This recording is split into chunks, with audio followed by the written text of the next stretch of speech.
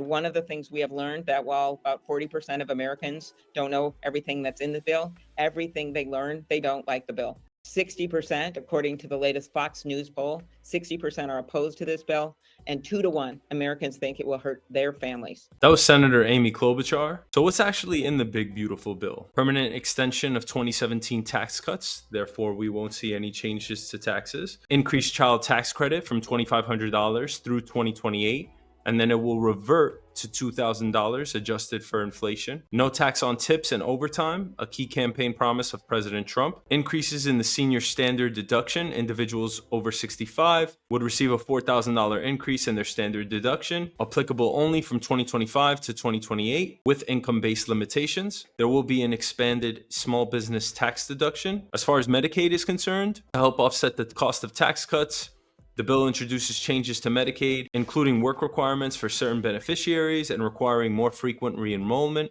That means less people would actually be getting Medicaid. If you make it more stringent for them to apply, it will lessen the pool of people that receive Medicaid. SNAP reforms, food stamps. This will include new work requirements for able-bodied enrollees without dependents, and increased state contribution requirements. Defense spending, the bill would allocate an additional $150 billion.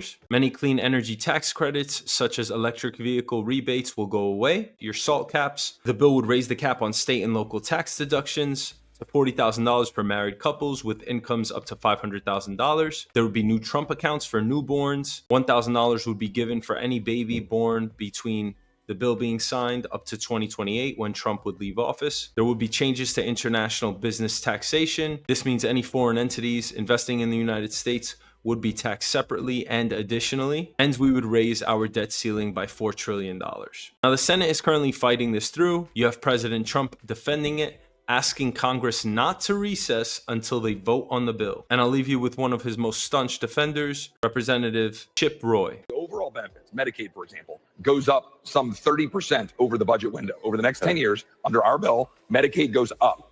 Only in Washington can people say that a reduction in increases is a cut.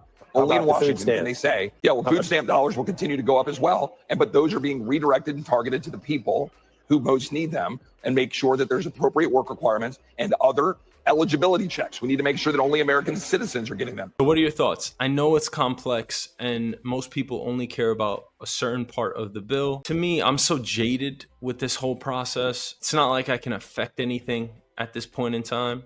So I'm somewhat of a defeatist. Whatever they sign, and we deal with the repercussions. That's how I deal with it from my disposition. Let me know your thoughts.